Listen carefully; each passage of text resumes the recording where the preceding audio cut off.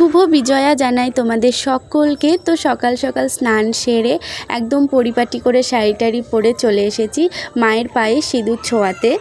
বাড়ির একদম কাছেই মন্দিরটা, আর এই মন্দিরে এসে দেখি যে কত ভিড়, আমার মতো কতজন এসেছে সিঁদুর শাইত করার জন্য। তাই আমি আর দেরি না করে একদম লাইনে দাঁড়িয়ে পড়ি।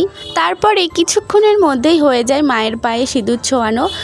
মায়ের পায়ে সিঁদুর ছোঁয়ানোর পরেই শুরু হয়ে যায় আমাদের সিঁদুর খেলা।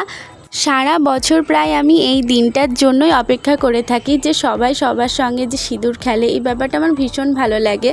তো বিজয়া উপলক্ষে আমি এরকমভাবেই সেজেছি। তো আমাকে কীরকম লাগছে অবশ্যই তোমরা কমেন্টে জানিও। আর তোমরাও সিঁদুর খেলেছো কিনা আমাকে সেটাও কিন্তু কমেন্টে জানাবে। যাই হোক, আমরা সিঁদুর খেলার পর অনেক আনন্দ করেছি, অনেক সেলফি টেলফি তুলেছি। বিজয়া মানেই মন খারাপ, বিজয়া মানেই মায়ের চলে যাওয়ার সময় এসে গেছে।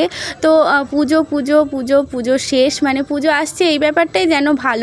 কত তাড়াতাড়ি দিনগুলো কেটে গেল, মানে আবারও 1 বছরের অপেক্ষা করতে হবে এই সমস্ত দিনের জন্য। তো পিহুকে একটু সিঁদুর মাখিয়ে দিলাম, তো এদিকে কাকিমাকেও একটু সিঁদুর ছুঁইয়ে দিলাম।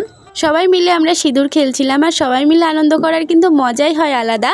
তো মন্দির থেকে একটু প্রসাদও বিতরণ করছিল, তো সেই প্রসাদ গ্রহণ করে তারপর আমরা বাড়ি চলে আসি। তো ভিডিওটা এই অবধি, ভালো লাগলে লাইক করে পাশে থেকো। বাই।